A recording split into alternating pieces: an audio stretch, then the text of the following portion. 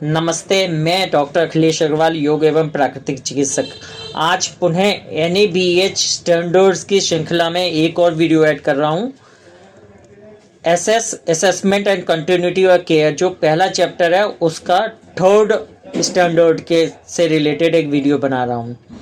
There is an appropriate mechanism for transfer और referral of patients who do not match the organisational resources.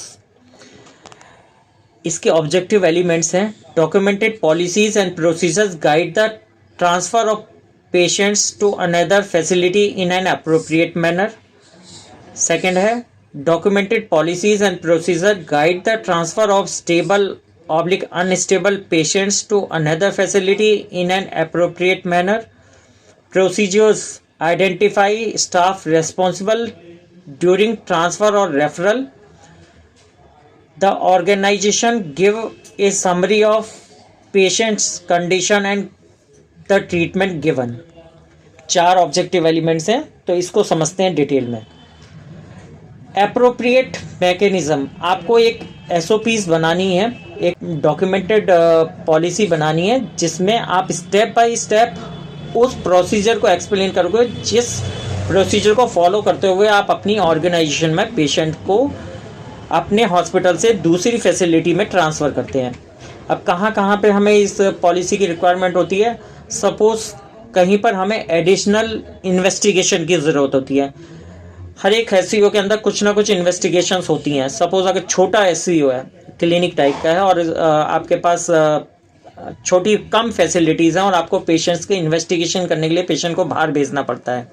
बहुत सारे hospitals में investigations के लिए MOGs होते हैं, दूसरी ऑर्गेनाइजेशन से टाई अप होते हैं, जैसे MRI के लिए, CT स्कैन के लिए, PET स्कैन के लिए, कुछ एडवांस ब्लड टेस्ट के लिए, अल्ट्रासाउंड के लिए, और भी बहुत सारी इन्वेस्टिगेशंस होती हैं। ऐसी इन्वेस्टिगेशंस के लिए तो आपको क्या करना है, एक प्रॉपर डॉक्यूमेंट बनाना है, पेशेंट का कंसेंट लेना है कि को हम अपनी फैसिलिटी से बाहर भेज रहे हैं इन्वेस्टिगेशन के लिए, और लगभग इतना टाइम लगेगा। पूरा प्रोसीजर पेशेंट को एक्सप्लेन करना है। पेशेंट को एक्सप्लेन करने के बाद इसकी पूरी डॉक्यूमेंटेड पॉलिसी बना के रखनी है कि आप क्या क्या प्रोसीजर फॉलो करोगे। प्रोसीजर फॉलो करने के बाद जब एक्चुअली आप ऐसा करेंगे तो कौन सा स्टाफ इसके लिए रिस्पॉन्सिबल है, कौन ये प्रिस्क्राइब करेगा कि इनको हम वहाँ भेजना है, उसके बाद कौन सा स्टाफ इनको असिस्ट करते हुए इनके साथ जाएगा। तो ये सब चीज़ें पेशेंट ट्रांसफ़र में, और ये सब चीज़ें हमारे पेशेंट ट्रांसफ़र में आती हैं। आपकी ऑर्गेनाइजेशन के से उस इन्वेस्टिगेशन लैब तक वो पेशेंट किस माध्यम से जाएगा, एम्बुलेंस से जाएगा या कार से जाएगा या कौन सी फैसिलिटी लेगा, ये सब भी उस पॉलिसी में डिफ़ाइन करना है। अगर पेशेंट स्टेबल है तो हॉस्पिटल के कन्वेंस से जा सकता है, एम्बुलेंस की ज़रूरत नहीं है। अगर पेशेंट अनस्टेबल है, एम्बुलेंस की ज़रूरत है, और एम्बुलेंस में कौन सी एम्बुलेंस चाहिए, बेसिक लाइफ सपोर्ट वाली चाहिए कि एडवांस लाइफ सपोर्ट वाली चाहिए, वो सब उसमें पॉलिसी में मेंशन होना चाहिए। तो एक डिटेल पॉलिसी बनानी है। दूसरा, आपको एडिशनल एडवाइस की ज़रूरत है। सपोज़ एक पेशेंट है किसी पर्टिकुलर डिजीज़ का, एग्जांपल ले लेते हैं डायबिटीज़ का।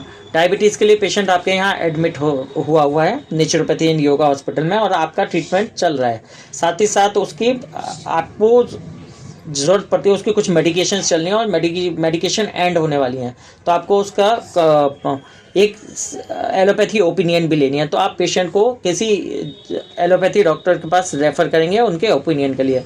तो वहाँ पे भी सेम कुछ डॉक्यूमेंटेड पॉलिसीज़ बनानी है, और आपको अपना पूरा प्रॉपर ट्रीटमेंट देना है। रिटर्न में पूरा प्रोफॉर्मा बना के भेजना है कि इतनी शुगर इस दिन पर रही है, हमने ये ट्रीटमेंट दिया है, इससे ये बेनिफिट हुआ है। पूरा एक समरी बना के पेशेंट के साथ अपना एक स्टाफ को असिस्टेंस के लिए भेजना है, जो पेशेंट के साथ जाएगा, कंसल्टेशन कराएगा, ओपिनियन लेने के बाद वापस लाएगा और आपको पूरा ब्रीफ करेगा। तो ये रिटर्न पॉलिसी बना के रखनी है। थर्ड कैटेगरी आती है, पेशेंट हमारे पास आया और एडमिट रहा, कुछ दिन ट्रीटमेंट हुए और उसको कुछ इमरजेंसी हो गई, तो हमें दूसरे हॉस्पिटल में रेफ़र, तो उसकी भी एक डिटेल पॉलिसी बनानी है। कभी कभी सिचुएशन ऐसी आती है कि पेशेंट हमारे हॉस्पिटल में आता है और रिसेप्शन पे इंक्वायरी करने के बाद वो हमारे स्कोप में फिट नहीं होता है, तो हम उसे गाइड करते हैं कि आप दूसरा ऑर्गेनाइजेशन में चले जाइए, दूसरे एससीओ में जाइए जहाँ पर ये फैसिलिटी होती हैं, ये ट्रीटमेंट होता है। तो उसकी भी एक आपको पॉलिसी डिज़ाइन करनी है और उन स्टाफ को अवेयर करना है। तो सबसे पहला है documented policies and procedure guide the transfer of patient to another facility in an appropriate manner. तो ये मैंने जो कैटेगरीज बताई हैं इन सब के ये पॉलिसीज बनानी है। देन बात करते हैं सेकेंड ऑब्जेक्टिव की, documented policy and procedure guide the transfer of stable and unstable patient to another facility in an appropriate manner. तो यहाँ पर सारी कैटेगरीज आ रही है, इन्वेस्टिगेशन के लिए जा रहा है, या पेशेंट सेकेंड ओपिनियन के लिए जा रहा है, या फिर पेशेंट आपके हॉस्पिटल से दूसरे हॉस्पिटल में ट्रांसफ़र हो रहा है ट्रीटमेंट के लिए, और कई बार इमरजेंसी कंडीशन में आप उसे परमानेंटली ट्रांसफ़र कर रहे हो। तो इन सब चीज़ों को ध्यान में रखते हुए हमें ये पूरा प्रोसीजर्स को डिफ़ाइन करना और पेशेंट अपने स्टाफ को इस हिसाब से ट्रेन करना है कि वो उसको पूरा असिस्ट कर सकें। देन आपका जो स्टाफ इस चीज़ के लिए रिस्पॉन्सिबल है उसकी पूरी ट्रेनिंग होनी चाहिए और वो हमेशा प्रॉम्प्ट रहना चाहिए, पेशेंट को हमेशा पूरी तरह असिस्ट दे, उसको जैसी आपका यहाँ पे फैसिलिटी मिल रही है वैसे ही, जब तक वो दूसरी ऑर्गेनाइजेशन में पहुँचे तब तक आपका स्टाफ उसकी वैसे ही केयर करे जैसे आपके हॉस्पिटल में मिल रही थी। जब आप पेशेंट को दूसरी ऑर्गेनाइजेशन को हैंड ओवर कर देंगे तब वहाँ से हैंड ओवर डॉक्यूमेंट लेने के बाद आप अपने ऑर्गेनाइजेशन में लाके सबमिट करेंगे, वहाँ पर आपकी रिस्पॉन्सिबिलिटी जो स्टाफ रिस्पॉन्ड है उसकी रिस्पॉन्सिबिलिटी ख़त्म होती है। Then organisation give a summary of patient condition and the treatment given. तो ये बहुत इंपॉर्टेंट है। सबसे पहले जब भी आप पेशेंट को ट्रांसफ़र करते हो तो एक उससे कंसेंट करवाइए ट्रांसफ़र का। अगर पेशेंट कंसेंट देने में असमर्थ है तो आप उसके रिलेटिव से कंसेंट लीजिए, फिर उसको अप्रोप्रिएट मैनर में ट्रांसफ़र कीजिए कि आपको बेसिक लाइफ सपोर्ट वाली एम्बुलेंस में ट्रांसफ़र करना है कि एडवांस लाइफ सपोर्ट वाली एम्बुलेंस में ट्रांसफ़र करना है। वो डिसाइड करने के बाद उस एम्बुलेंस को में पेशेंट को शिफ्ट करने के बाद अपना जो आपका स्टाफ रिस्पॉन्सिबल है इस प्रोसीजर के लिए उसको साथ में भेजना है।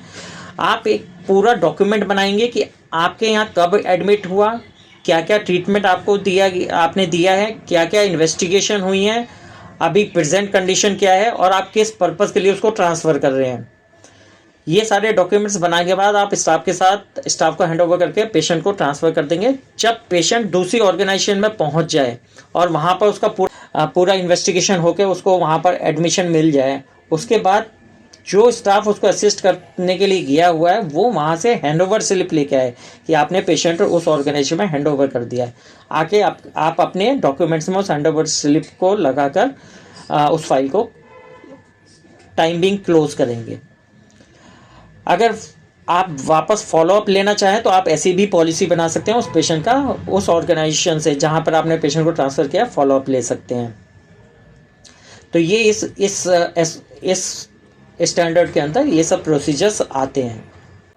तो अब बात करते हैं हम जब हम पेशेंट को ट्रांसफ़र करते हैं, जब पूरा प्रोसीजर हो जाता है तो आप इसमें कुछ क्वालिटी इंडिकेटर्स को यूज़ कर सकते हैं कि आपने इमरजेंसी को कितने टाइम में एड्रेस किया, एड्रेस करने के बाद कितने टाइम में आपने एम्बुलेंस के लिए कॉल किया, कितने टाइम में एम्बुलेंस आपके हॉस्पिटल में आपके एससीओ में पहुंची, पेशेंट को अपने वार्ड से लेके एम्बुलेंस में ट्रांसफ़र करने में कितना समय लगा, समय लगने के बाद डॉक्यूमेंट्स वगैरह प्रिपेयर करने में कितना टाइम लगा, फिर पेशेंट आपके यहाँ से ट्रांसफ़र होकर दूसरे एससीओ में पहुँचने में लगभग कितना समय लगा, उस दूसरी ऑर्गेनाइजेशन में पेशेंट की प्रॉब्लम को एड्रेस करने में कितना टाइम लगा, और एड्रेस होने के बाद आपको हैंडओवर डॉक्यूमेंट मिलने में कितना टाइम लगा।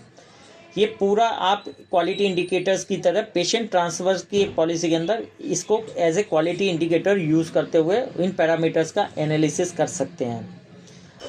आशा करता हूँ कि मेरे इस एक्सप्लेनेशन से आपको इस पॉलिसी का कुछ इंसाइट मिली होगी और आपको इसको अपने हॉस्पिटल में इनकॉर्पोरेट करने का प्रयास करेंगे। यदि आपको मेरा ये वीडियो पसंद आया तो प्लीज़ मेरे चैनल को लाइक कीजिए, सब्सक्राइब कीजिए। यदि आप इस वीडियो में कुछ और एडिशन चाहते हैं तो आप कृपया कर मुझे कमेंट में बताइए।